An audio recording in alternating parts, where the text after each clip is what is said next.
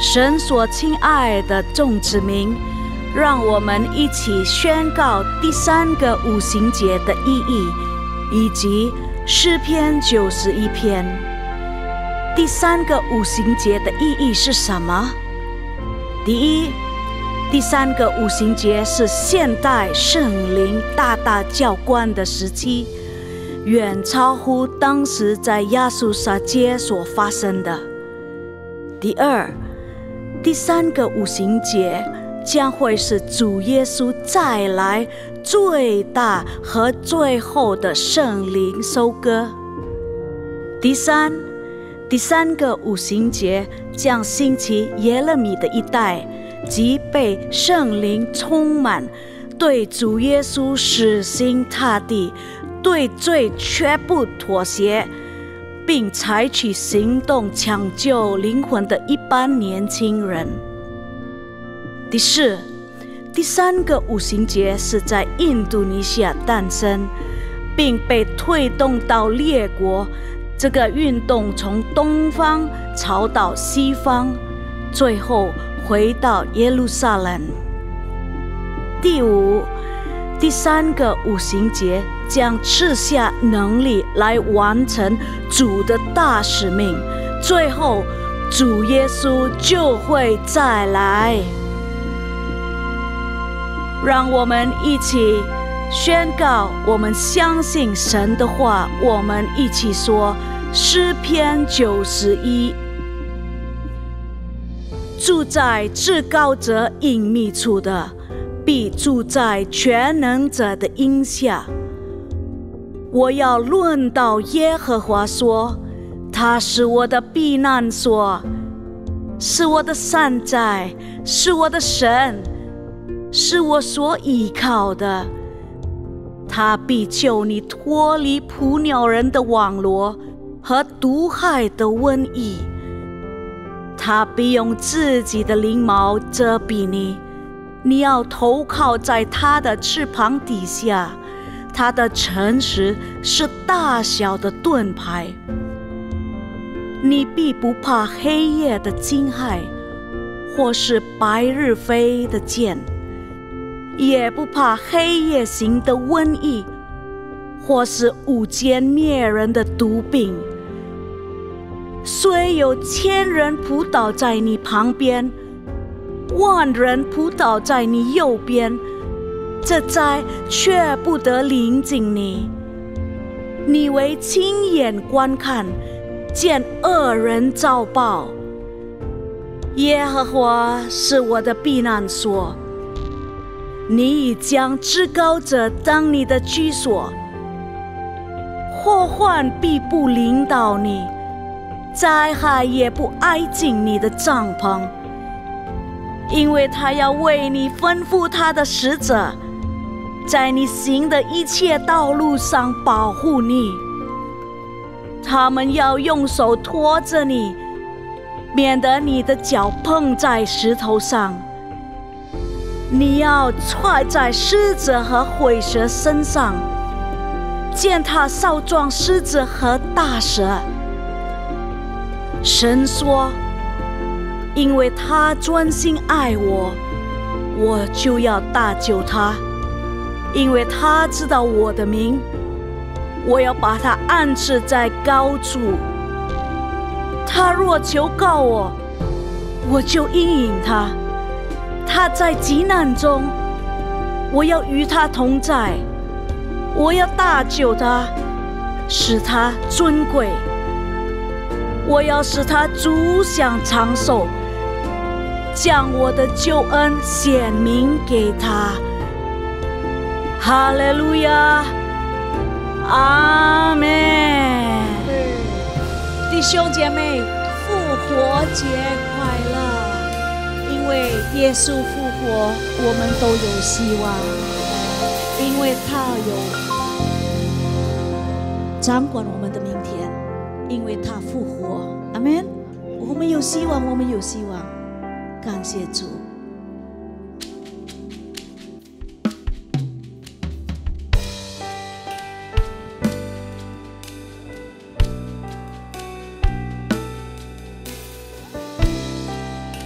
为他复活。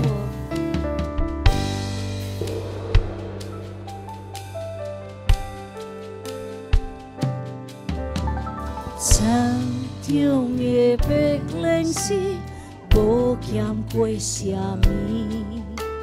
山顶的百合花，春天很旁边，总是春灵的上帝，每日笑书真福气。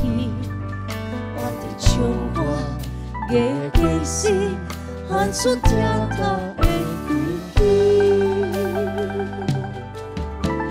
山中的白灵丝，无欠过什么。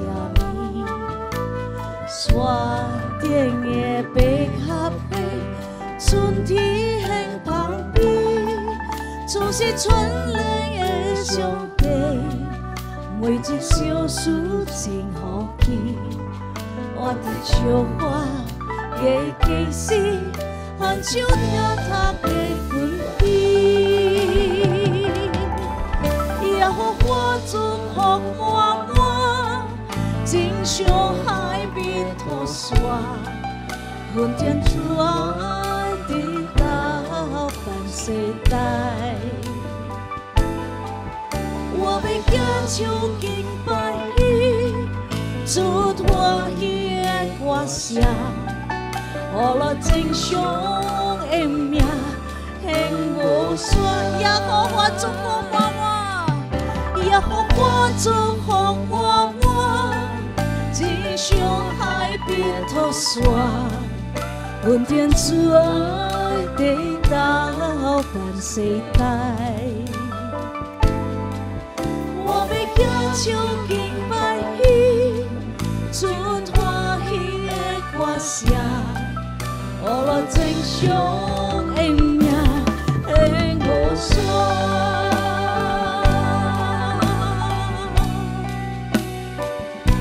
我们感谢赞美你，你祝福我们满满。山中的白灵丝，无欠过什么。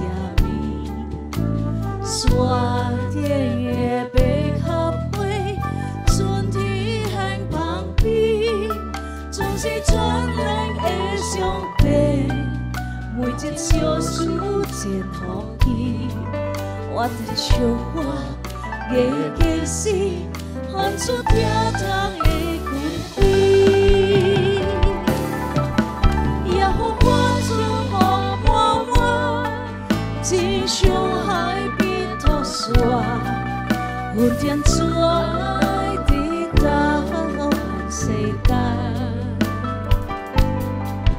我要行唱敬拜你，出欢喜的歌声，予了真相的名，永无山，也予我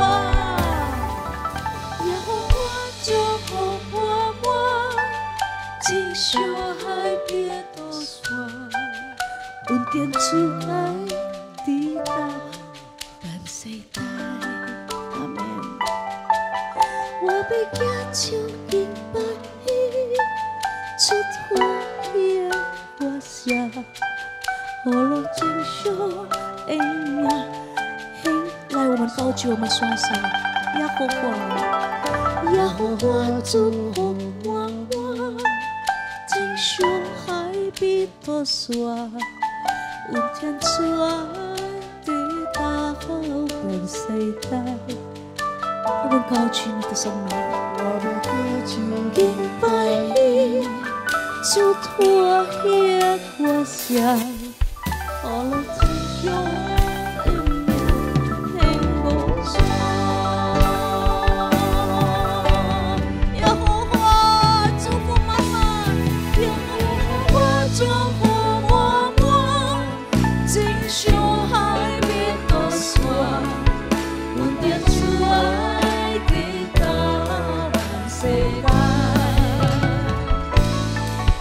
我要行唱敬拜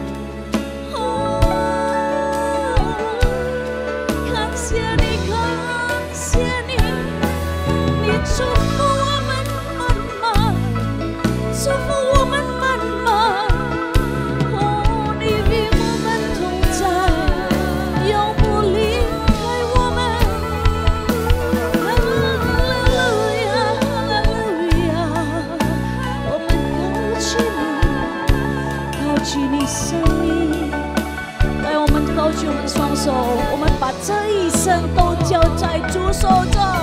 哈利路亚，哈利路亚！你掌管一切，你掌管一切，掌管一切，掌管一切。你是我们的盾牌，你是我们的喜乐，你是我们的一切，你是我们生命泉源，生命泉源。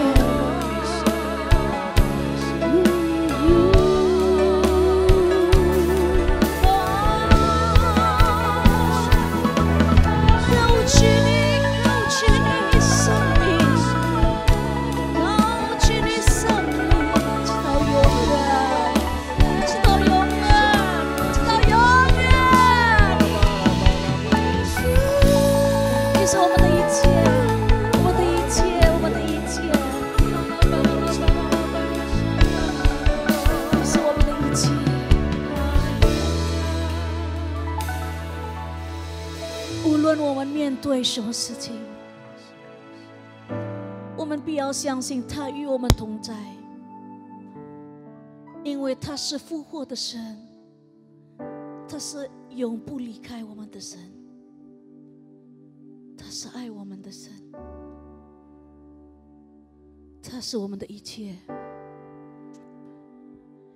大山可以挪开，小山可以迁移，但主的慈爱却永远不离开。藏进你的美善，甚至与我同在，因主的慈爱比生命更美好。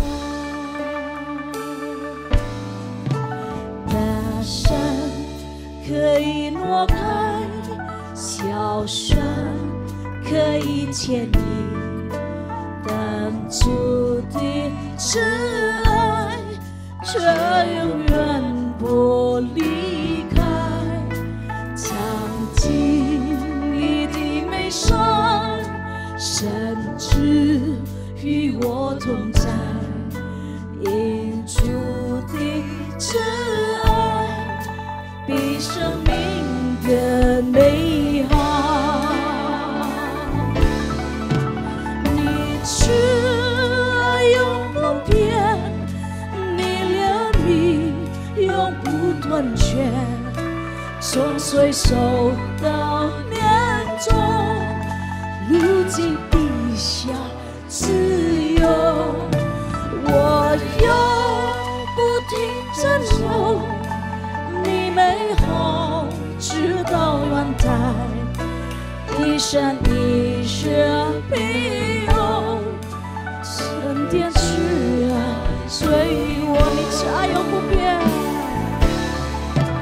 你慈爱永不变，你怜悯永不断绝，从岁数到年终，如今地下自由。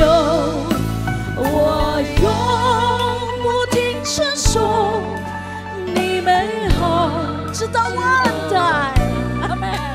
一生一世必有恩惠慈爱随我。相不相信？阿们。大山可以挪开，小山可以迁，我们相信，但主的慈爱却永远不离开。藏进你的美善，甚至与我同在，因主的慈爱比生命更美善。你慈爱永不变，你怜悯岁受到年终，如今地下自由，我永不停顺从你美好，直到万代，一山一雪庇佑，恩惠慈爱随我，一生一世庇佑，慈爱随我，一生一世庇佑，恩惠慈爱随我。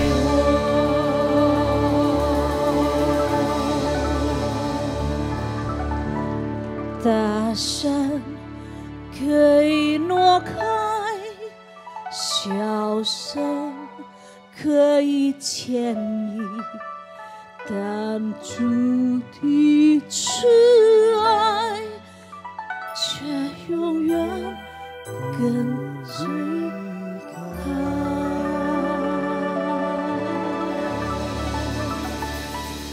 主的恩惠永不离开我们，主的恩典充满我们这一生。阿们。我们相信的，给主一个热烈的掌声，因为他活着，我们都有明天；因为他活着，我们都有希望，都有医治，都有喜乐，都有祝福。阿们！因他活着，我们有明天，有明天，有明天。阿们！感谢主。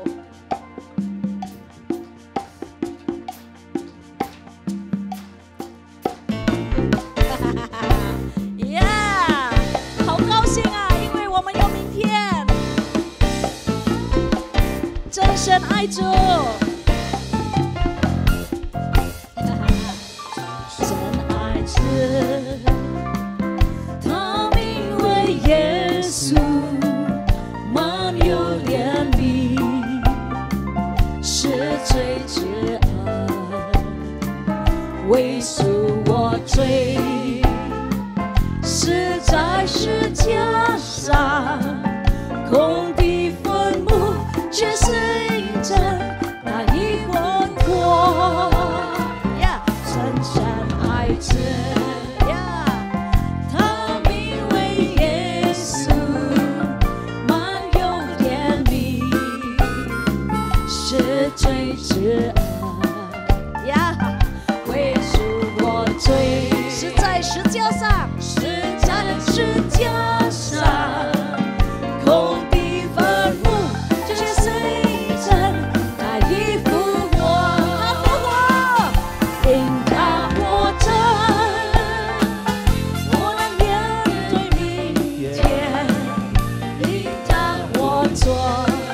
再惧怕，不再惧怕，因为我知道，救主要掌管明天，生命充满了希望是因他活着，他活着，我们有明天，真深爱着。他名为耶稣，他名为耶稣，满有怜悯，是最真，是最至爱，为赎我罪，是在十字架上，空的坟墓却是印证耶稣复活。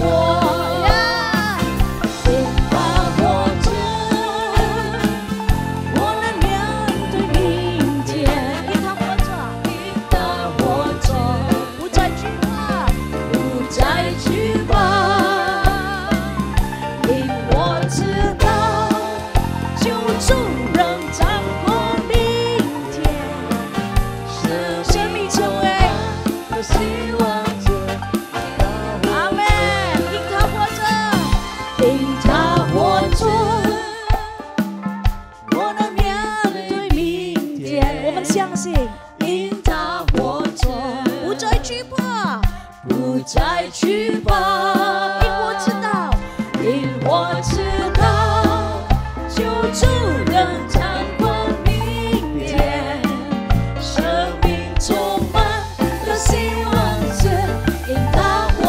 来，我们拍手举过头呀！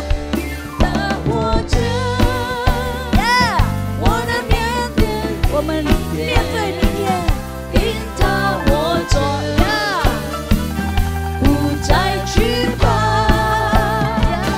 因我知道，救主能掌管明天，生命充满了希望是引导我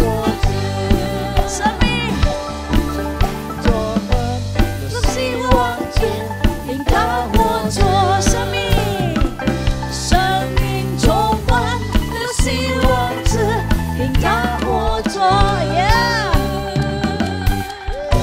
相信因耶稣活着，耶稣活着，耶稣活着，我们有明天。阿门。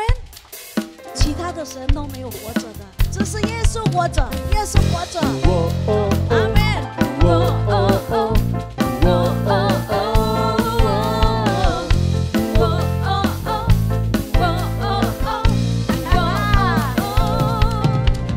彰显你为荣的能力。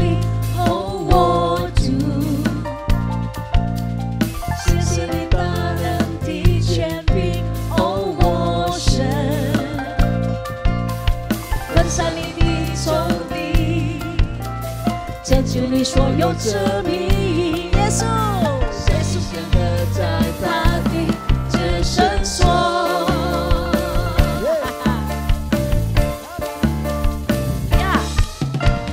彰显你为荣的能力，哦，我主，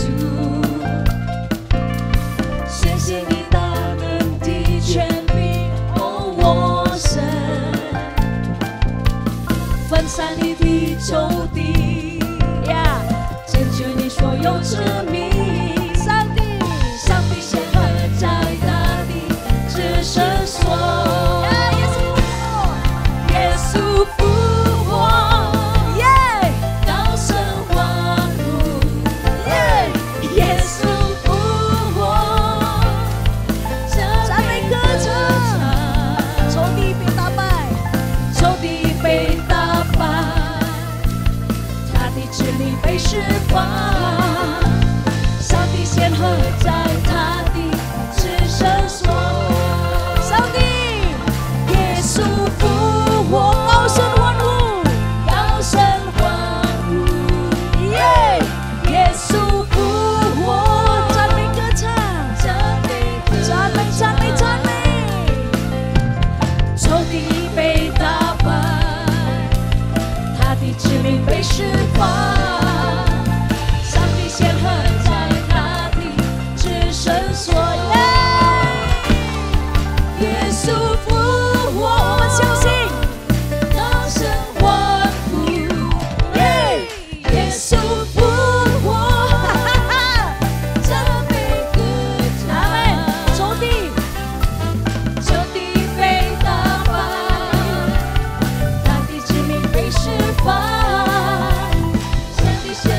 弟兄姐妹，唱得更大声了一点好不好？耶稣复活，呀！耶稣复活，耶！高声欢呼，耶！耶稣复活，赞美歌唱，耶！仇敌被打败，他的指令被释放，上帝显赫在他的至圣所，耶稣复活，高声欢呼，高声欢呼，耶！耶稣复活，赞美歌唱，赞美歌唱，赞美歌唱，仇敌被打败，他的指令被释放，上帝显赫在他的至圣所。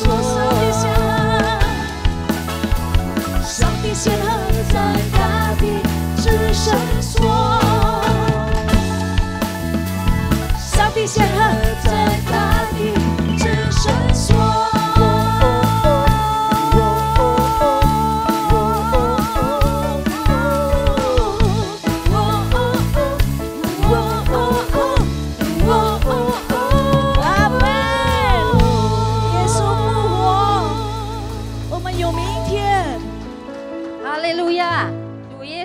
说我们是个得胜者。阿们。感谢天父带领了今天的主日敬拜，将一切荣耀颂赞都全归于主。弟兄姐妹们，我们大家同声说：2025年是丰收之年，2025年是丰收之年，2025年是丰收之年。2025年是丰收之年。我们为印度尼西亚国家祷告，因着你对印度尼西亚国家的怜悯和恩典，满心感谢你。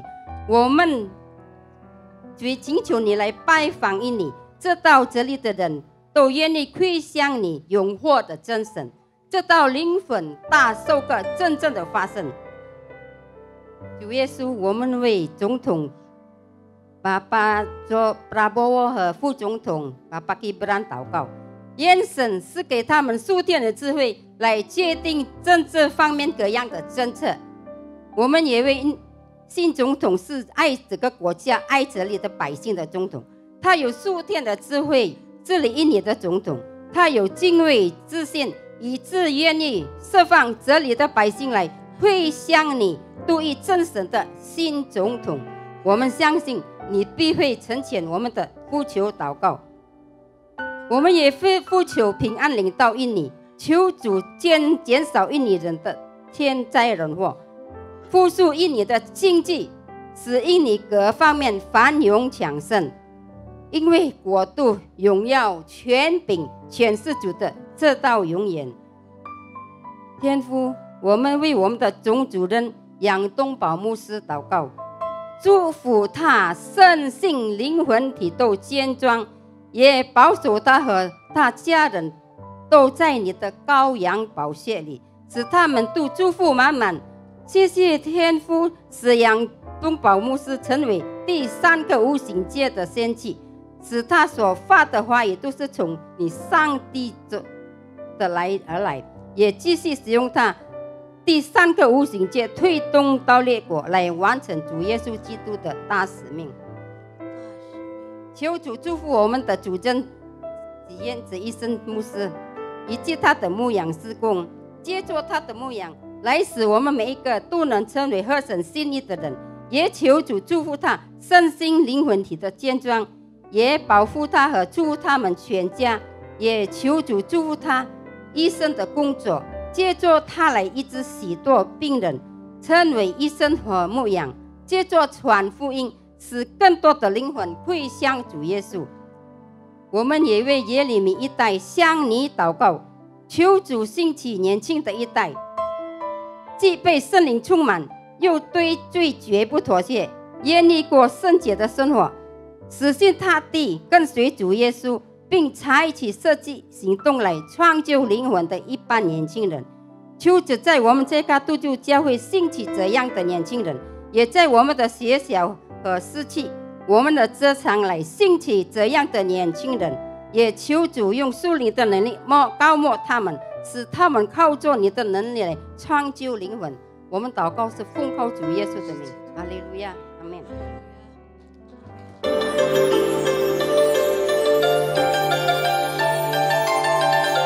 Shalom, berikut kami sampaikan beberapa pengumuman. Ibadah Raya hari Minggu 27 April 2025 pukul 9 waktu Indonesia Barat dilayani oleh Pendeta Inarwanto Tarigan BA. Pernahkah kita merasakan sesuatu yang tidak terlihat tapi begitu menyakitkan? Akibat perlakuan yang tidak baik dari orang-orang terdekat kita sendiri, sampai meninggalkan bekas luka yang mendalam di dalam hati dan pikiran kita yang sulit untuk dipulihkan. Mengampuni, menerima, dan bangkit, serta berserah kepada Tuhan, awal dari pemulihan.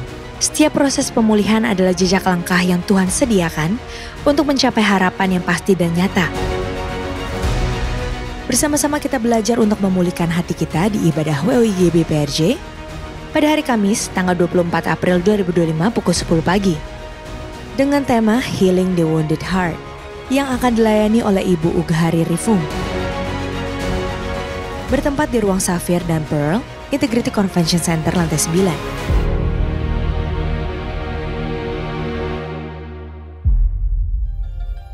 Untuk Kul Gabungan Mandarin Service diadakan pada hari Kamis 24 April 2025 pukul 19 waktu Indonesia Barat dilayani oleh Bapak Abdul Aziz. Kul tersebut diadakan melalui aplikasi Zoom. Untuk info link, ID, serta password Zoom dapat menghubungi WhatsApp 0812 1286 4902. Unit Pelayanan Jemaat CK7 akan mengadakan baptisan air pada hari Sabtu 26 April 2025 pukul 8 waktu Indonesia Barat. Bagi Bapak Ibu yang ingin dibaptis harap segera mendaftarkan diri. Pendaftaran dibuka mulai tanggal 13 sampai dengan 21 April 2025 secara online via www.gbprj.org atau di counter sekretariat ibadah onsite masing-masing cabang. Shalom Papa, Mama, dan adik-adik semua. Early Bird Registration sudah resmi ditutup karena kuotanya sudah terpenuhi lebih cepat dari yang direncanakan. Wah, luar biasa sekali antusiasme untuk mengikuti CK7 Kids Camp 2025. Tapi jangan khawatir, pendaftaran masih dibuka dengan harga reguler sebesar Rp850.000. Jadi, Papa dan Mama yang belum sempat daftar, yuk segera daftar sebelum kuotanya habis. Tapi sebelum itu, yuk kita lihat kembali apa yang terjadi di tahun lalu. Kita akan melihat para Guardians of the Fire. Di Kids Camp tahun lalu, kami melihat anak-anak mengalami perjumpaan pribadi dengan Tuhan. Roh Kudus bekerja dengan luar biasa. Anak-anak memuji, menyembah, berseru, di mana hati mereka disentuh dan dipenuhi oleh Roh Kudus. Suatu momen yang tak akan terlupakan. Tahun lalu, Tuhan bekerja dengan luar biasa. Tahun ini, Ia siap melakukannya lagi. Jangan lewatkan kesempatan untuk mengalami kasih dan kuasa Tuhan di CK7 Kids Camp 2025. Kami tunggu kehadiran adik-adik semua. Untuk info lebih lanjut, Papa dan Mama bisa langsung menghubungi kakak-kakak sekolah minggu di cabang masing-masing. Sampai jumpa di CK7 Kids Camp 2025. Lego, Tuhan Yesus memberkati.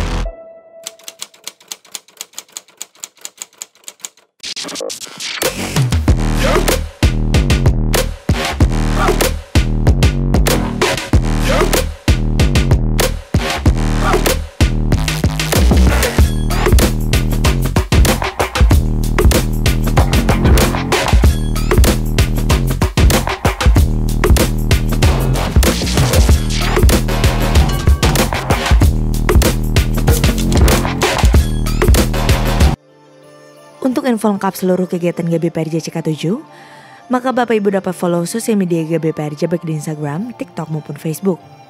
Sekian pengumuman pada hari ini, terima kasih atas perhatian Bapak Ibu sekalian, Tuhan Yesus memberkati.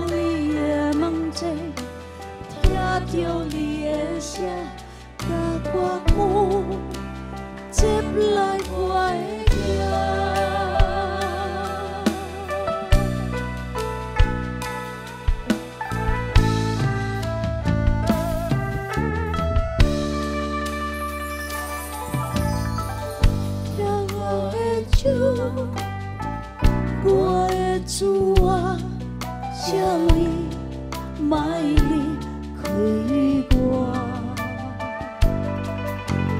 这条路我可爱行，我需要你来做伙伴。牵我的手，我的主啊，这里卖离开我。有时我会惊，有时不知安怎行，有时干那听不着你的声。牵我的手，请你甲我作伴，予我的脚步永永停。也到你的眼前，听着你的声，甲我讲，接来我的行。牵我的手，牵我的手，请你甲我作伴，予我的脚步永永停。也到你的眼前，听着你的声，甲我讲，接来我的行。牵我的手，请你甲我作伴，予我的脚步永永停。也到你的眼前，听着你的声，甲我讲，接来我的行。也到你的眼前，听着你的声，甲我讲，接来我的行。也到你的眼前，听着你的声，甲我讲，接来我的行。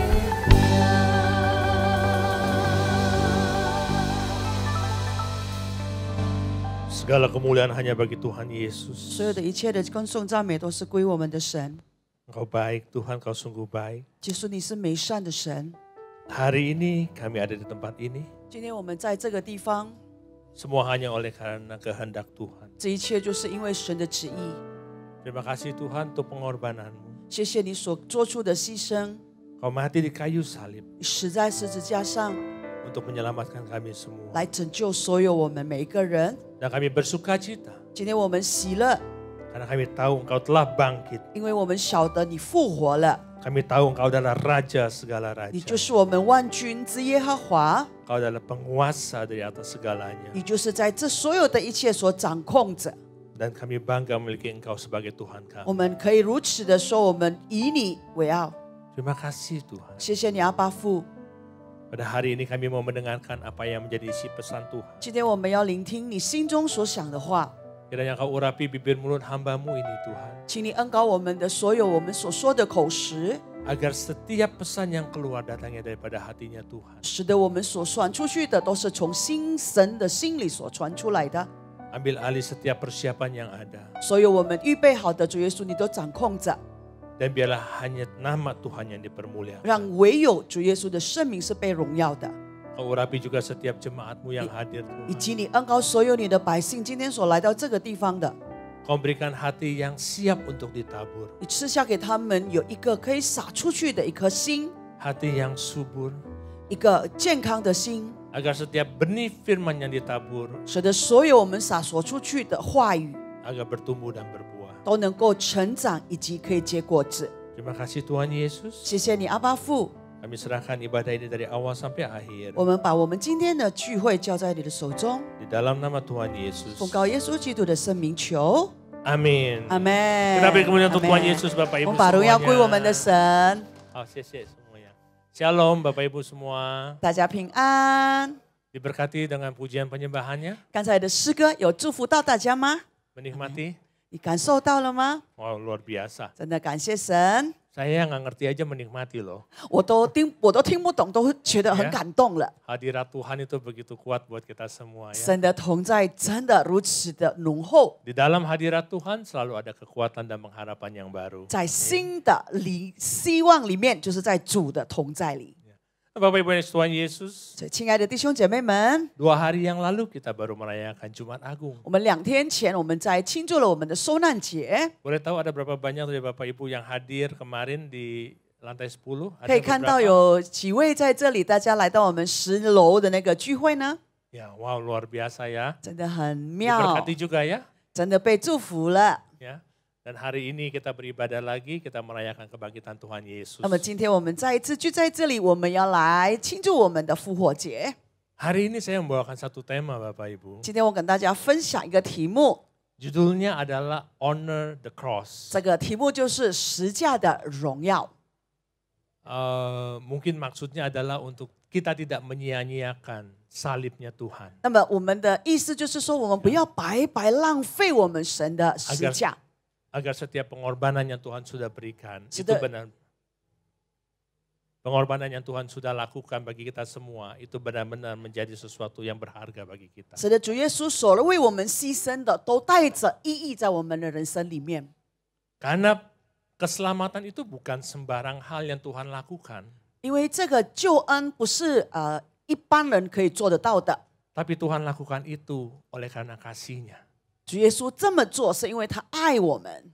Firman Tuhan di Yohanes 3 ayat 16 berkata, 神的话语在约翰福音第3章16节是这么说的： karena begitu besar kasih Allah akan dunia ini, 因为神爱世人， sehingga Ia telah mengaruniakan anaknya yang tunggal, 甚至他把自己的独生子 supaya setiap orang yang percaya kepadanya 赐 tidak 给我 binasa, 们，叫一切所信他的人不至灭亡， melainkan beroleh hidup yang kekal. 反得永生。 Tujuan yang Tuhan inginkan dari kita 耶稣要这么做的目的是， adalah supaya kita memperoleh hidup yang kekal. 就是让我们得着了这个永恒。 Dan untuk itu 之所以 Tuhan karuniakan anaknya yang tunggal bagi kita semua. 他就把他的独生子赐予我们。 Tapi mengapa Tuhan yang begitu maha kuasa harus lakukan semua ini? 那么他如此伟大的一位神，为何要这么做呢？ Bukankah dia sebagai Tuhan yang berkuasa, kalau dia ingin kita punya hidup yang kekal, dia bisa berikan? 那么他是掌控所有的一切。其实如果他想我们的人生永恒，他可以很简单的给我们。 Tapi Tuhan tetap harus lakukan untuk mengorbankan anaknya yang tunggal bagi 但是 kita semua. 他必须要这么做，把他的唯一的独生子赐予给我们。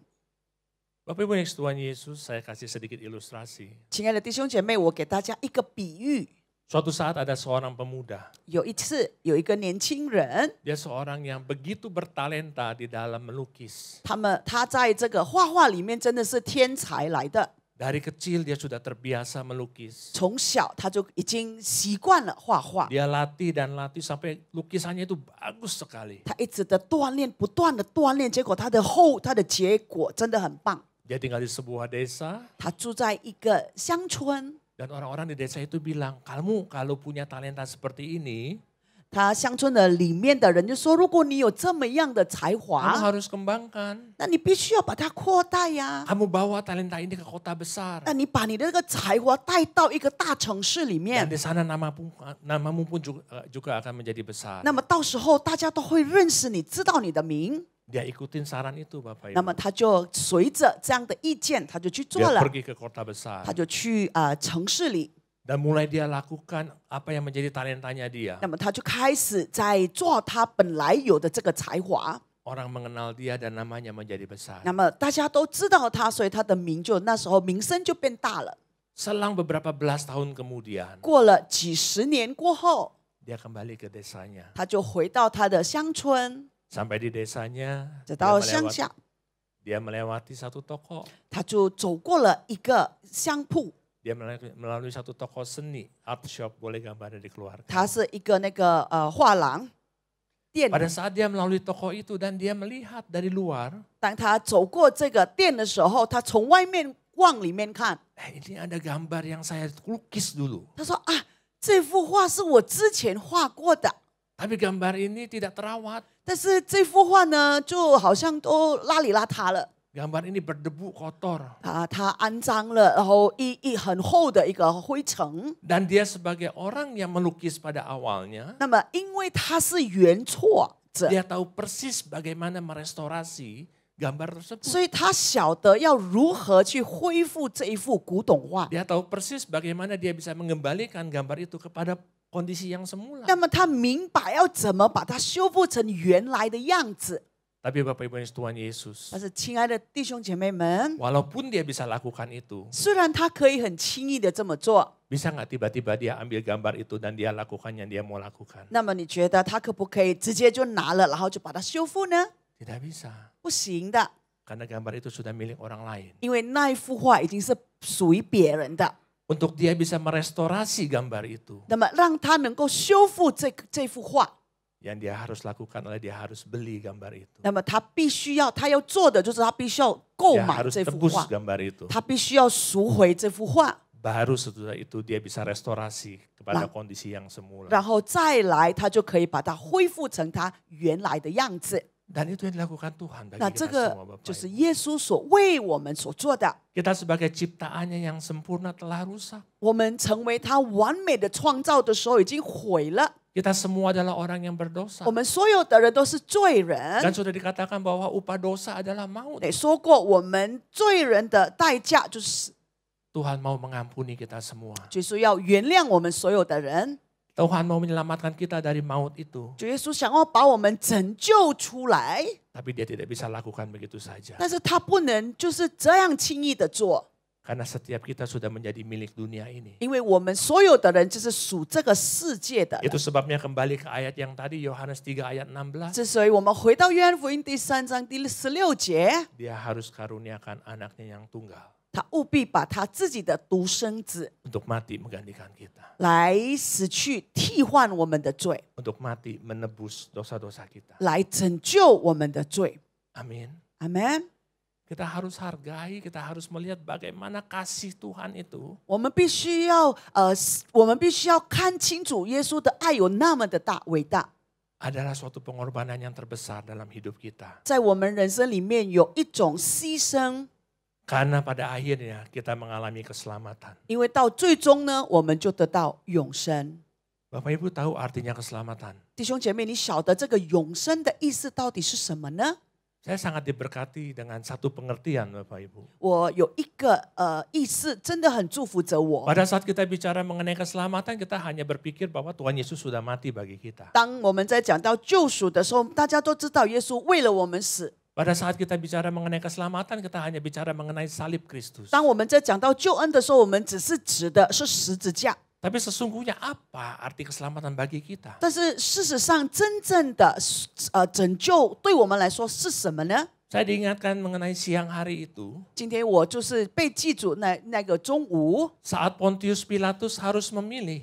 的时候，这个本地欧比拉多要选择， Dia harus pilih apakah dia harus menghukum Tuhan Yesus atau dia harus menghukum Barabas. 那么那时候他必须要选择，他必须惩罚耶稣呢，还是他要惩罚这个巴拉巴？ Bapak Ibu tahu semua kan, pada saat Tuhan Yesus diadili, di saat yang bersamaan ada seorang penjahat yang namanya Barabas. 那么，亲爱的弟兄姐妹，我们晓得，当耶稣被钉在十字架的时候，我们也知道在旁边有一个叫做巴拉巴的人。 Dan hari itu jelas Barabas tahu dia ada di dalam kurungan itu karena dia adalah orang yang jahat. 那么巴拉巴很清楚知道说，他在这样子的惩罚里面，是因为他犯错了。 Dia adalah seorang pemberontak terhadap kerajaan Romawi. 他是一个叛逆者，对这个罗马的国， Dia adalah seorang pembunuh. 他是一个杀人凶手， Tidak ada kata ampun bagi dia. 对他来说是无罪可赦。 Hari itu dia tahu pada saat dia jalan ke podium, dia tahu bahwa ini adalah ajalnya. 因为他晓得，当他走到这个台上的时候，他知道这就是他的时间到了。 Hari itu dia tahu bahwa nggak ada lagi kesempatan untuk dia bisa dibebaskan. 那时候他也知道了，没有任何机会能够让他自由。 Tapi apa yang terjadi Bapak Ibu? 但是什么事发生呢？ Pada saat Barabas naik ke atas podium, 当巴拉巴真的走上这个台上的时候， dan Tuhan Yesus juga ada di podium yang sama. 然后耶稣也站在同一个。 Pontius Pilatus bertanya kepada semua orang yang ada di lapangan. 在那时候，本地比拉多就问说：“问大家说， siapakah dari mereka yang harus disalib dan siapakah yang harus dibebaskan?” 他说，在他们两个当中，到底谁是被钉在十字架上的，谁是可以恢复自由身的呢？ Saat itu kalau saya sebagai Barabas saya tahu udah pasti gua nih, gua Tas- pasti udah Rugo- bakalan dihukum. 我是巴拉巴的时候，我当然是我啦，不用说了，废话嘛。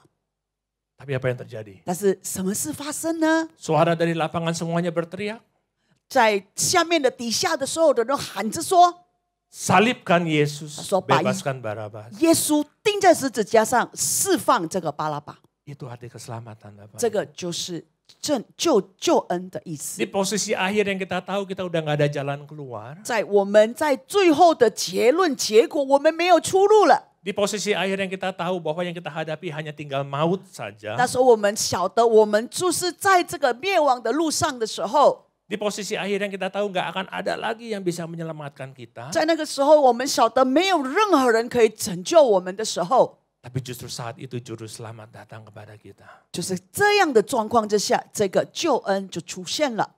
Kita yang harusnya mati di atas kayu salib. 本来我们该死在这个十字架上的， Tapi di saat yang bersamaan kita Tas- menjadi orang yang merdeka.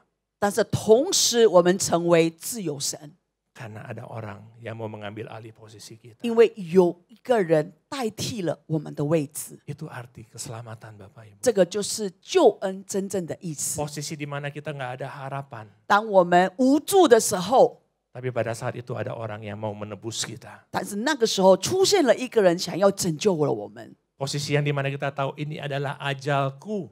那时候我们晓得说，这个就是我们时间到了， Tapi ada orang yang mau mati menggantikan. 但是有人为了我们死去。 Satu-satunya cara untuk seseorang dilepaskan 唯一的让一个人被释放， adalah pada saat ada orang lain yang mau menebusnya. 也就是当有一个人跳出来，愿意来 Apakah 替 itu 代 dengan 他， bayaran 不管是他是用金钱， atau dengan hidupnya 不管 sendiri. 是他用自己的生命来替换。 Amin. 阿门。 Itu yang sudah Tuhan Yesus lakukan bagi 这个 kita 就 semua. 是耶稣为你和我所做的。 Dan semua ini bukan kebetulan Bapak Ibu. 那这所有的一切不是巧合来的， Semua ini sudah dinubuatkan. 所有的已经被预言过了。 Ratusan tahun sebelumnya Yesaya sudah berkata. 几百年前，以赛亚已经这么说了。 Kita baca sama-sama di Yesaya 53. 那我们看一下以赛亚书第53章， Dikatakan di sini bahwa Tuhan Yesus dia akan tertikam oleh karena pemberontakan kita. 那在里面有在第6节有说过，耶稣被钉下，因为我们 Dia datang ke Ta dunia lai. ini 在这个世界上， dengan tujuan dia akan tertikam oleh pemberontakan kita. 那么就是因为我们的罪而被定刑。 Dan dia akan diremukkan karena kejahatan kita. 那因为我们的过犯，他会被欺压。 Itu adalah ganjaran yang akan mendatangkan keselamatan bagi kita, ditimpakan kepadanya. 这所有的一切都能够让我们恢复自由身，把通通的都是加在他的身上。 Dan oleh bilur-bilurnya kita akan menjadi sembuh. 那么因为他的鞭伤，我们得医治。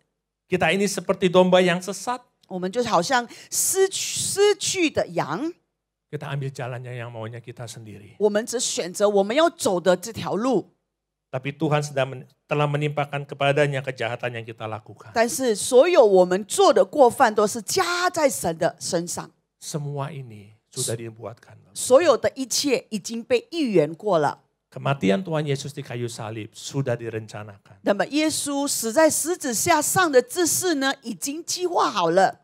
Karena dari awal pada saat Tuhan melihat manusia berdosa, 因为从头当耶稣看到人类犯罪的时候， dia tahu ada harga yang harus dibayar untuk menebus setiap kita Tas- di dunia ini. 他晓得从这个世界上，他要来拯救我们是有牺牲的代价。 Itu sebabnya ada penjelasan 之所以有这么样的解 di 释， Markus 15 ayat 34. 在马可书第15章第 Tuhan Yesus 34节 menanggung，semua dosanya kita. 主耶稣已经承担了我们所有的罪， Dia tidak bedanya seperti kita. 你跟我们没有不一样的。 Sampai-sampai Allah yang kudus pun harus meninggalkan dia. 直到他的圣洁的神也要离开他。 Firman Tuhan berkata pada jam 3 berseluruh Yesus dengan suara nyaring. 那时候生出的时候，耶稣大声的喊着 Eloi, Eloi 说 lama sabachthani. ：“以罗因，以罗因，拉玛撒巴各大尼。” Yang artinya adalah Allahku mengapa engkau meninggalkan aku. 它的翻译的原文就是说，我的神啊，我的神啊，为何你要离弃我？ Itu membuktikan bagaimana Tuhan Yesus telah menjadi manusia yang seutuhnya. 那么可以证明，就是耶稣那时候是100%的人， Menanggung setiap dosanya kita. 来承担我们所有的罪， Menebus dosanya kita. 来拯救我们所有的罪， Sampai Allah pun meninggalkannya. 直到耶稣也离开了他。 Tujuannya apa Bapak Ibu? 他的目的到底是什么呀？ Supaya kita menjadi ciptaan yang baru. 好让我们能够成为新造的人。 Amin. 阿门。 Kita adalah ciptaan yang baru loh. 我们真的是新造的人， Saat kita terima Tuhan Yesus sebagai Tuhan dan Juru Selamat, kita nggak sama lagi. 所以当我们领受了耶稣，我们真的完全都不一样了。 Saat kita terima Tuhan Yesus sebagai Tuhan dan Juru Selamat, yang berubah bukan cuma di akte kita. 那么，当我们领受了耶稣承认了他，我们不单单只是在身份改变而已， Yang berubah bukan cuma di KTP kita yang sebelumnya agama lain lalu menjadi Kristen. 而且以前可能我们不是基督教，但是现在我们改了基督教，这身份证里面可以改变的。 Tapi saat kita terima Tuhan Yesus sebagai Tuhan dan Juru Selamat, yang berubah adalah kita menjadi ciptaan yang baru. 那么，当我们亲口承认了成为他的门徒的时候，我们改变的一切就是我们是新造的人。 Firman Tuhan di 2 Korintus 5 ayat 17 berkata, siapa yang ada di dalam Kristus, ia adalah ciptaan yang baru. 因此，在哥林多后书第5章第17节是这么说着的：谁在主里面，他就是新造的人。 Apa artinya ciptaan yang baru? 那新造的人的意思是什么？ Yang lama sudah berlalu, 旧事已过， yang baru sudah datang. 都变成新的了。 Setiap kita harus mengalami perubahan. 所以，所有我们每一个人都必须要经过这个改变， Jangan sampai kita terima Tuhan sebagai Tuhan dan Juru Selamat, 不要因为我们领受了耶稣而来接受了他， kita menjadi ciptaan yang baru, 我们成为新造的， tapi hidup kita masih sama seperti yang dulu. 但是我们的人生跟旧的一模一样。 Ciptaan yang baru bicara bahwa yang lama sudah berlalu. 那么新造的人就是说，旧的已过， Segala hal yang buruk, segala hal yang tidak berkenan bagi Tuhan itu kita harus tinggalkan. 所有不好的事，所有不讨神喜悦的事，我们必须要通通放 Kalau 弃 kita。nggak lakukan itu Bapak Ibu, apa arti dari kita menjadi ciptaan yang 那么， baru? 如果我们没有离弃我们的过去的时候，那做新造的人有什么意思呢？ Kita hanya menjadi ciptaan yang lama. 我们就变成旧的。 Karena pada saat kita menjadi ciptaan yang baru, bukan hanya bicara mengenai status Bapak Ibu. 那在做新造的人，不单单只是身份的改变， Tapi ada kuasa yang Tuhan turunkan atas setiap 但是 kita. 有在神里面的权柄降临在我们里面 Yohanes。1 ayat 12-13 berkata begini. 在约翰福音第1章第12节跟13节是这么说着的。 Tapi semua orang yang menerimanya diberinya kuasa supaya jadi apa? 那么，凡接待他的人，就信他的名字的人，都赐给他权柄。 Supaya jadi anak-anak Allah. 为何呢？是做神的儿女。 Pada saat saya baca firman ini Bapak Ibu, 当我看这段经文的时候， saya nggak pernah bayangkan bahwa perubahan kita adalah sedrastis itu. 我没办法想象我们的改变是如此的大， Karena yang disebut dengan anak-anak Allah 因为他我们成为神的儿女， bukan hanya bicara mengenai status, 而不单单只是身份的改变， tapi dikatakan ini adalah orang-orang yang diperanakan bukan lagi dari daging ataupun darah. 因为在这里说过，这等人不是从血气生的， Bukan lagi secara jasmani oleh keinginan seorang laki-laki. 不是从情欲生的。 Tapi kalau kita menjadi anak-anak Allah, 但是如果我们成为他的儿女， kita adalah orang-orang yang diperanakan langsung daripada Allah. 我们乃是从生而生来的。阿门， Amin. 阿门。 Kita harus pegang status itu Bapak Ibu. 所以我们必须要抓住了这个我们的身份。 Kita bukan orang Kristen biasa-biasa saja karena status kita berubah di KTP. 那我们不是一般的基督徒，因为我们的身份证改变了。 Tapi kita adalah orang Kristen yang kita tahu bahwa kita diperanakan oleh Allah. 因为我们清楚知道我们是从神而生的。 Walaupun secara badan dari daging dan darah, 虽然说我们的肉体都是血气来的， tapi di dalam spirit kita diperanakan oleh Allah. 但是我们灵里面是从神而生的。Itu sebabnya kita nggak boleh berdiam diri. 这所以我们不可以坐以待毙。 Pada saat kita sudah dibaptis dan menerima Tuhan sebagai Tuhan dan Juru Selamat, 当我们已经受洗了，也领受了耶稣成为我们的救主的时候， kita harus selalu bertumbuh di dalam Tuhan. 我们必须每时每刻都是成长在主里面。 Kolose 3 ayat 9 sampai 10 berkata begini. 哥罗斯一书3章第9节跟第10节是这么说的： Sesudah engkau menjadi ciptaan yang baru, 当你穿上了新人， jangan lagi kamu saling mendustai, 那么你在当中不要再撒谎， karena kita sudah tanggalkan manusia lama. 因为我们已经丢去了我们的旧人。 Tapi sebagai manusia baru, apa yang harus kita lakukan? 那么当我们穿上了新人的时候，我们该做什么呢？ Kita harus terus-menerus diperbaharui 我们必须要在知识上面渐渐的更新， untuk memperoleh pengetahuan yang benar menurut gambar Allah. 正如照他主的形象。 Amin. Bapak Ibu. Amin. Kita nggak bisa cuma jadi, saya jadi jemaat yang rajin datang seminggu sekali. No. 我们不能只单单说，哎呀，我每个礼拜勤劳的来做礼拜就可以了。 Nggak cukup untuk disebut sebagai anak-anak Allah. 要让神称我们为儿女是不足的，不够的。 Untuk ukuran dunia bahwa kita orang Kristen, yuk ke gereja setiap minggu mungkin cukup. 那么对世上的人觉得说啊，你基督教是吧？好，礼拜天去教会够了，够了。 Tapi kalau kita mengerti bahwa kita adalah anak-anak yang diperanakan langsung oleh Allah. 但是如果我们明白知道我们是从神而生出来的话， Kita harus terus-menerus diperbaharui untuk memperoleh pengetahuan yang benar sesuai dengan gambarnya. 必须要在知识上渐渐的更新，正如照他主的形象。 Teman-teman multimedia boleh bantu keluarin Kejadian 1 ayat 26. 可以打开一下创世纪第1章第26节。 Saya nggak ada di slide-nya. Kejadian 1 ayat 26.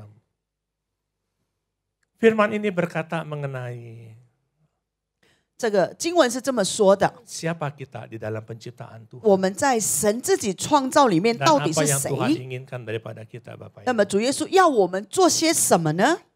Ada? Kejadian 1 ayat 26. 创世纪第1章第26节， Saya bacakan ya.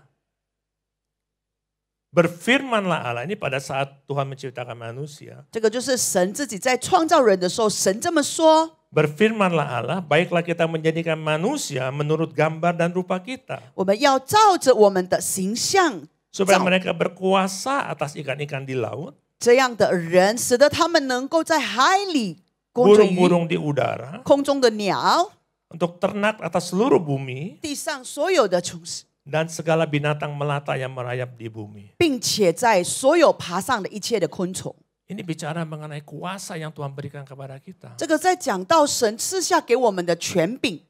Tapi Bapak Ibu yang Tuhan Yesus, ada syaratnya untuk kita bisa lakukan itu. 但是，亲爱的弟兄姐妹们，为了我们做这一些是有一些条件的。 Dikatakan bahwa kita harus menjadi segambar dan serupanya. 在里面清楚知道说，我们必须要成为跟神相同的形象的人。 Tuhan punya rancangan yang terbaik bagi kita semua. 主耶稣拥有了最完美的计划在我们人生里。 Tapi hal itu terjadi pada saat kita sudah mulai menjadi segambar dan serupa dengan Allah. 这一切会发生，是当我们以神相同、相形。 Amin. 阿门。 Itu sebabnya hari ini saya bagikan ada 4 hal Bapak Ibu 所以今天我要跟大家分享了4件事， yang perlu kita lakukan. 我们必须要做的。 Yang pertama, kita sebagai manusia yang lahir baru, 我们成为一个新造的人， kita harus sadar betul bahwa sejak itu Kristus hidup di dalam kita. 我们要知道清楚，耶稣那时候就已经活在我们里面了。 Firman Tuhan di Galatia 2 ayat 20 berkata, aku hidup, tapi bukan aku lagi sendiri yang hidup. 在里面加拉太书第2章第20节里面说过，我活着，不是我自己活着， Melainkan ada Kristus yang hidup juga di dalam aku. 并且耶稣住在我里面。 Hidupku yang kuhidupi sekarang betul di dalam daging, 我现在所活着的是在身体活着，肉 tapi 体 juga oleh iman dalam anak Allah yang Dan sudah mengasihi aku dan menyerahkan dirinya untuk 因 aku. 信神儿子而活，他也是爱我的。 Itu sebabnya kita harus berubah Bapak 之 Ibu. 所以我们必须要改变， Kita harus alami Tuhan dalam hidup kita. 在人生里面，我们必须要经历我们的神， Kita harus buka hati kita untuk Tuhan bekerja di dalam kita. 我们必须要打开我们的心，来让耶稣动工在我们里面。 Karena kalau Tuhan sudah bekerja di dalam kita, kita nggak akan menjadi orang yang sama lagi. 如果耶稣真的在我们里面的话，我们会跟我们旧的人生说再见。 Bapak Ibu tahu Paulus kan? 你晓得保罗， Tahu Rasul Paulus ya? 知道保罗哈？ Sebelumnya namanya adalah Saulus. 以前他的名就是扫罗。 Siapa itu Saulus? 那这个扫罗到底是谁？ Dia adalah orang Romawi yang benci sekali dengan yang namanya pengikut Kristus. 那么他是一个很讨厌跟随耶稣的门徒的人。 Kerjaannya adalah mengejar orang-orang yang pengikut Kristus. 他本来的工作就是去追杀这些跟随耶稣的一些人。 Tidak hanya kejar, bahkan dia bantai. 他不单单只是追他们，但是他也是杀了他们。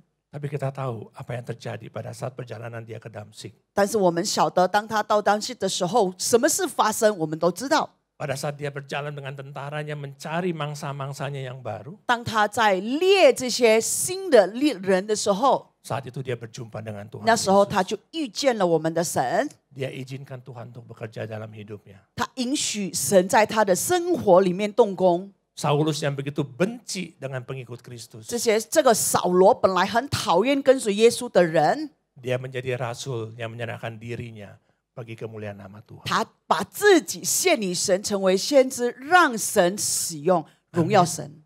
Kita harus alami Tuhan dalam hidup kita, Bapak Ibu. 那我们在我们人生里面，我们必须要经历我们的神， Karena pada saat ada Tuhan di dalam kita, kita pasti menjadi orang yang berubah. 因为如果耶稣住在我们里面的话，我们一定会改变的。 Zakheus. Zacchaeus， Siapa Zakheus? 知道 Zacchaeus 是谁吗？ Orang pendek, Tas- pemungut cukai. 他是一个逃税的人，也是矮矮的一个人，叫 Orang 矮 yang 的 nggak，disukai, Bapak 没 Ibu. 有人喜欢他的一个人。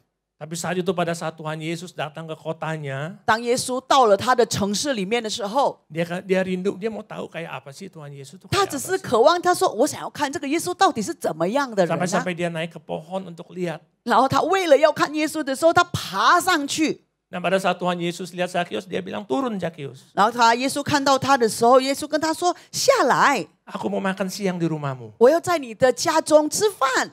Dan Zakheus buka rumahnya untuk Tuhan ” Yesus. 然后撒该当时候就把他的家的门就打开。 Zakheus buka hatinya untuk Tuhan Yesus. 这个 Bapak. 撒该也是打开他的心，让耶稣住进里面。 Dan apa yang terjadi pada saat dia izinkan Tuhan Yesus masuk dalam hidupnya? 那在他应许上帝进在他里面的时候，什么事发生了呢？ Seorang yang hanya pikirannya mengejar cukai dari orang-orang yang ada di sana. 那时候他只是想到说，把他的该有人欠他的债，通通把它讨回来。 Justru dia berbalik, dia katakan setengah dari milikku akan kubagikan bagi mereka 然后他 semua. 相反的说：“我一半的财产，我就分给大家。” Karena dia sudah melihat apa yang lebih berharga daripada apa yang 因为 di 他已 dunia 经 ini. 寻找到了世界上比这些还要更宝贵 Bahkan 的 kepada 事。 mereka yang dirugikan, saya akan kembalikan 4 kali lipat. 之所以他说，如果被我亏过的人，我会把他4倍的交还给他们。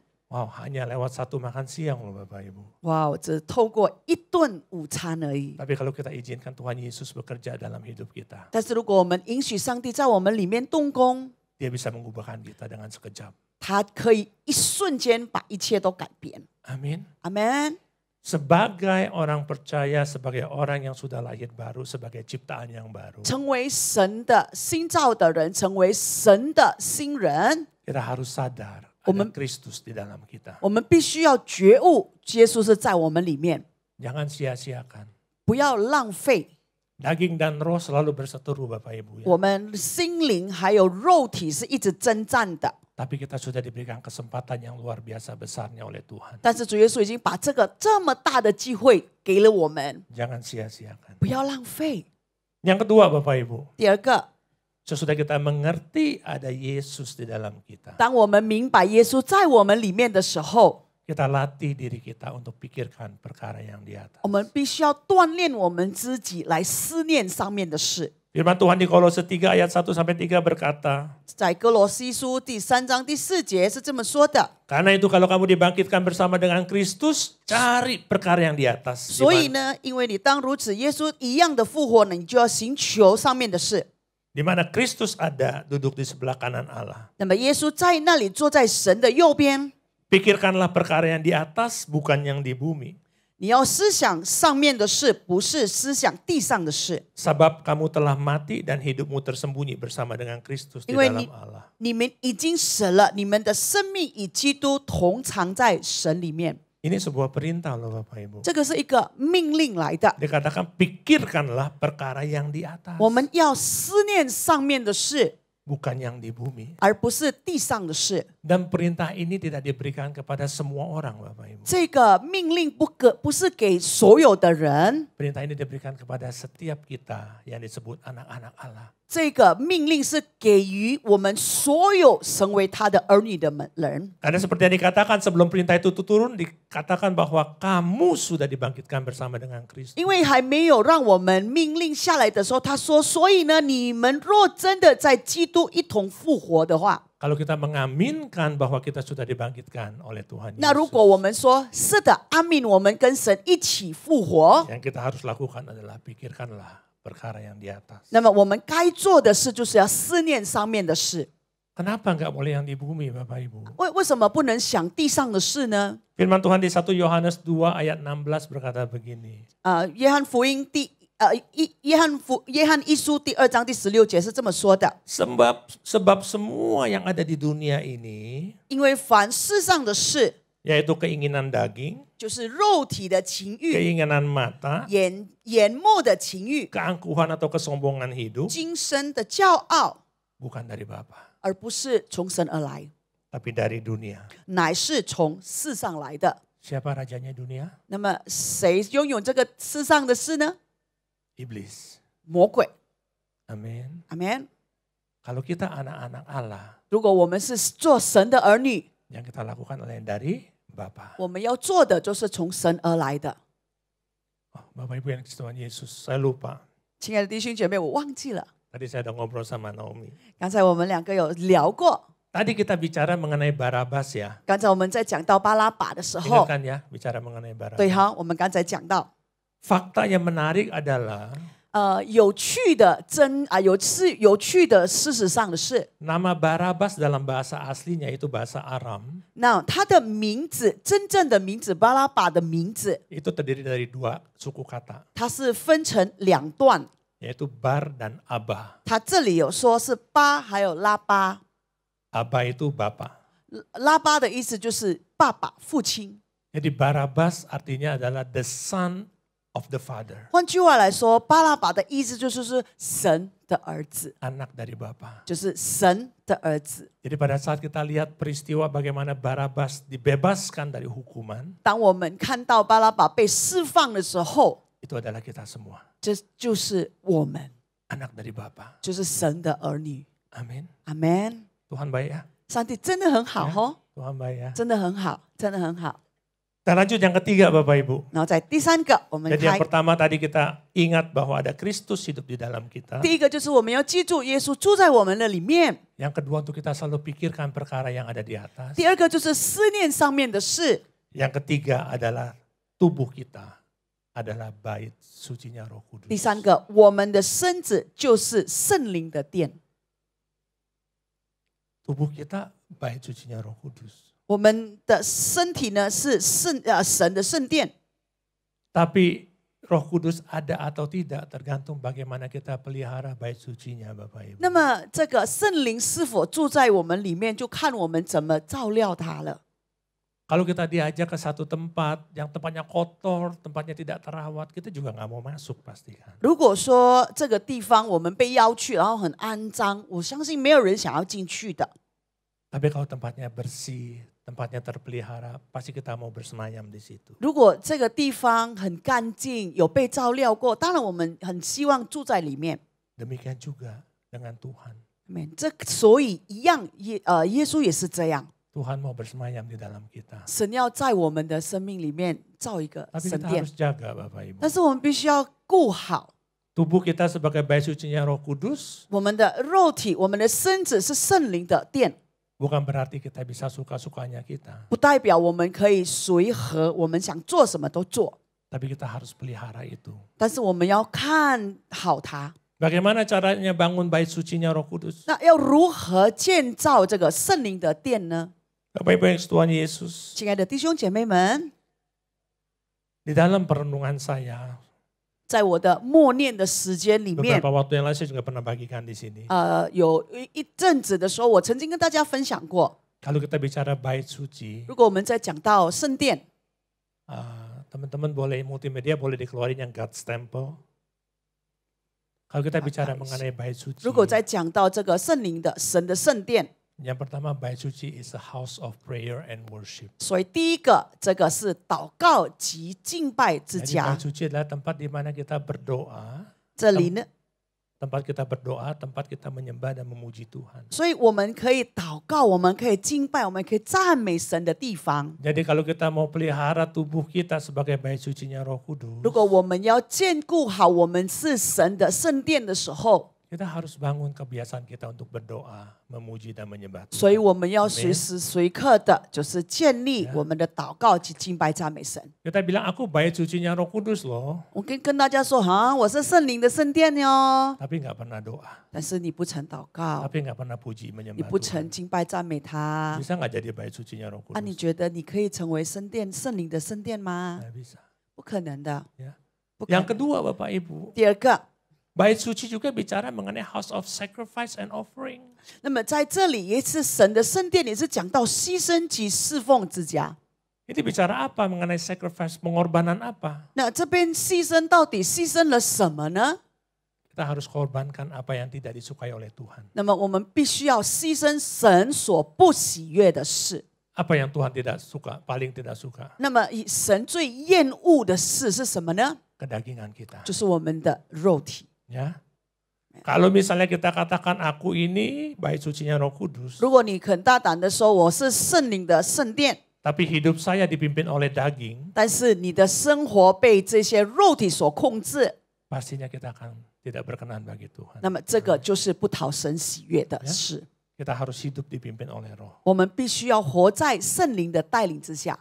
Bait suci juga bicara mengenai house of purification, tempat di mana kita dimurnikan. 那么 Bapak Ibu. 这个神的圣殿也是讲到圣洁之家， Artinya kita harus buang semua iri dengki dan yang lainnya. 所以我们要把所有的不好的、我们的抱怨、嫉妒心都不好的，把它通通丢去。 Firman Tuhan bicara mengenai untuk kita menjaga hati. 神有说过，我们要看顾好我们的心， Karena dari sini kehidupan kita terpancar. 因为从心中可以打发出我们的生命的 Aku 光 bait。sucinya Roh Kudus. 记得我们的心是神的圣殿， Tapi kerjanya gosipin orang terus. 但是呢，每天都是八卦人家的事， Kerjanya kesel dengki. 然后他的工作呢就是气啦、愤 Bisa nggak jadi 怒啦。 bait sucinya Roh 那你觉 Kudus? 得可以成为圣灵的圣殿吗？ Ya, kita harus murnikan. 我们必须要圣洁我们自己。 Dan yang keempat, 第四个， bait suci Roh Kudus itu adalah house of glory. 那么荣耀神的家， Di mana nama Tuhan dipermuliakan. 那时候呢，神的儿女们也因此被荣耀。 Ya. Nah itu adalah yang keempat juga yang kita harus lakukan untuk hidup di dalam terang. 这个就是我们第四点，我们必须要活在这个光下。 Kita sebagai anak-anak Tuhan, 我们成为神的儿女， kita nggak bisa hidup dalam gelap. 我们不能活在这个黑暗。 Dan Tuhan tahu di Efesus 5 ayat 8 sudah dikatakan. 刚才也说过，以弗所书第5章第5节说过， Memang dahulu kamu adalah kegelapan. 以前我们是黑暗的， Tapi sekarang kamu adalah terang di dalam Tuhan. 但如今主里面的是光明的。 Sebab itu hiduplah sebagai anak-anak terang. 所以呢，行事为人就要像光明的子女。 Artinya kita harus menjadi pelaku firman. 我们必须要成为神的执行者， Kita harus lakukan apa yang menjadi perintah Tuhan dalam Om- hidup kita. 必须要在人生里面，耶稣要我们做什么，我们就做什么， Jangan sia-siakan karya penebusan. 不要浪费神所为我们牺牲的。 Suatu harga yang begitu mahal, walaupun gratis kita nggak usah bayar apa-apa untuk terimanya. 这个代价是真的很昂贵。虽然说我们领受了是免费的， Tapi itu bukan sesuatu yang murahan. 但是 Bapak Ibu. 这一个不是说因为便宜货。 Kembali lagi bicara mengenai menjadi anak terang. 讲到成为光明之子， Slide terakhir. 最后的一段， Kita harus menjadi displaynya. Kita harus menjadi, how do you say display? 真的， Contoh. Ya. 我们必须要成为神的榜样。Saya dapat satu quote ini, quote-nya luar biasa menurut saya. 我觉得有一段话很棒， Dikatakan begini, 他是这么说的： You may be the only Bible some people ever read. 你或许是唯一一本人家所读的经文。 So the question is, 所以问题来了， are you a good translation? 那么你是否成为好的版本呢？ Kita mungkin menjadi satu-satunya Alkitab yang dibaca oleh orang. 我们或许是唯一一本圣经大家可以读的。 Tapi pertanyaannya, sudahkah kita menjadi translasi yang baik? 那么问题在说，你是不是成为好的版本呢？ Atas setiap firman yang ada di dalam. 所有神所说的话， Karena orang akan melihat, wow luar biasa. 因为人会看到说，哇哦，真棒！ Kamu telah diubahkan sejak kamu terima Tuhan Zecong sebagai Tuhan ni- dan Juru Selamat. 耶稣，就从你接受耶稣成为你的救主的时候，你已经被改变了。 Dan aku mau ikut 那 Tuhan. 我也想跟随你， Amin. 阿门。 Sebagai penutup Bapak Ibu yang Tuhan Yesus. 最后的，亲爱的弟兄姐妹， Jadi hari ini kita diingatkan. 所以今天我们被提醒， Tuhan sudah berikan kesempatan buat kita semua. 耶稣已经把机会让给了我们， Jangan sia-siakan. 不要浪费。 Kalau kita terima Tuhan sebagai Tuhan dan Juru Selamat dan Ruko- hanya menjadi orang Kristen, 如果我们领受了耶稣成为我们的救主，但是我们只是成为一般的基督徒， kita belum dapat apa-apa. 我们什么都得不到。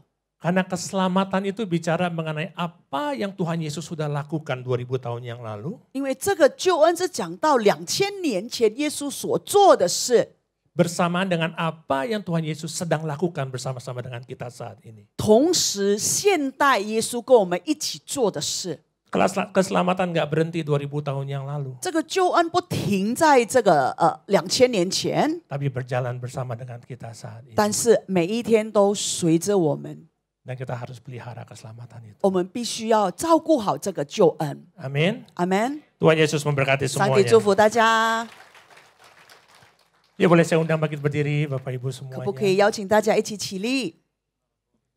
Kita tutup ya. 我们要结束我们的聚会。 Terima kasih Tuhan Yesus. Kami Abba mengucap Fus. syukur 谢谢你，我们感谢你， untuk setiap kesempatan yang Engkau berikan. 你所给我们的所有的机会。 Hari ini kami belajar betapa kasih Tuhan yang luar biasa. 今天我们学习到，如此神的爱有那么的厚大， Bahkan mengorbankan anaknya yang tunggal untuk mati menggantikan kami. 甚至把他自己的独生子赐予我们，而死在十字架， Pimpin kami, ajar kami untuk tidak menyia-nyiakan keselamatan itu Bapak Ibu. 教导我们，引导我们，不白白的浪费你的救恩， Pakai kehidupan kami untuk kemuliaan nama Tuhan. 使用我们的人生，好让荣耀都归于你。 Ingatkan kami bahwa Kristus hidup di dalam kita. 随时的提醒我们，耶稣住在我们里面， Karena hanya Dia yang mampu mengubahkan hidup 因 kami. 为唯有耶稣能够改变我们。 Dan biarlah kami menjadi orang-orang yang selalu mencari perkara yang di atas. 让我们所有的人也是每一个随时随刻都是思念上面的事， Perkara yang penting bagi Tuhan. 在耶稣里面重要的事， Dan pimpin kami untuk selalu menjaga bait sucinya Roh Kudus ini Tuhan. 引导我们随时都照顾好这个人生， Untuk Tuhan mau tinggal di dalam kami. 耶稣住在里面， Dan pakai kami untuk menjadi anak-anak terang dimanapun kami berada. 使用我们，不管我们在任何的地方成为光明之子， Menjadi bagian dari amanat agung. 也是成为大使命的一部分。 Kau berkati setiap jemaat-jemaatmu yang hadir Tuhan. 你祝福你所有今天所参加聚会的百， Pakai kami Tuhan, pimpin kami setiap langkah kami. 使用我们，引导我们人生的每一个步伐， Sertai kami di dalam setiap hal yang kami lakukan. 陪着我们在我们所做的任何事上， Dan biarlah rancanganmu digenapi dalam hidup kami. 以及让你的旨意行在我们的生命里。 Terima kasih Tuhan Yesus. 谢谢你，阿爸父， Segala puji dan hormat hanya bagi nama 所 Tuhan. 有一切荣耀都归于你。 Amin. 阿门。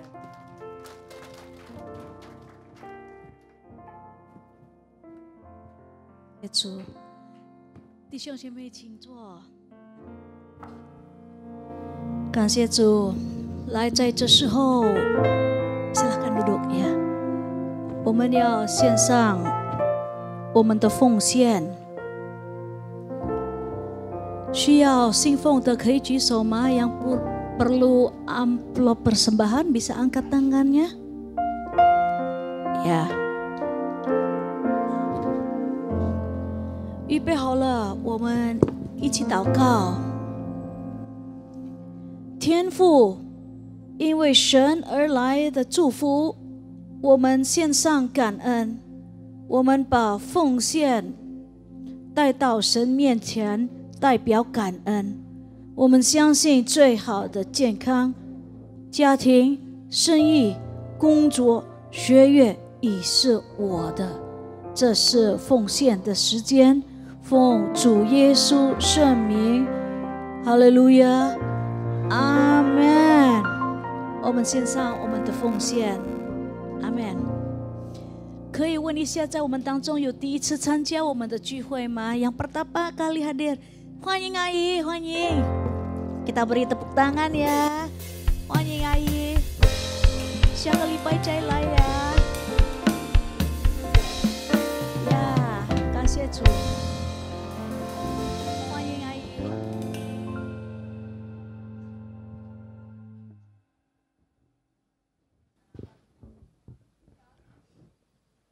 Shalom Bapak Ibu, Pingan. Ya, pertama-tama atas seluruh jemaat pengerja mengucapkan terima kasih atas pelayanannya Bapak Willy Santoso sebagai PLT Gembala di tempat ini. Terima kasih firman Tuhan yang telah mengingatkan kita arti dari pengorbanan di atas kayu salib dan arti daripada bangkit kembali. Ya, di Paskah tahun ini, Bapak Ibu ya. Nah, tadi telah mengajarin kita banyak hal, ya. Firman Tuhan yang disampaikan telah mengajari kita banyak hal yang perlu kita lakukan sebagai umat penubusannya dan anak-anak Allah. Ya, baik, sekali lagi. Nah, ada beberapa pengumuman Bapak Ibu. Hari ini kita tidak ada menara doa dan saya ingatkan kembali menara doa jemaat bersama-sama akan diadakan minggu depan ya Bapak Ibu.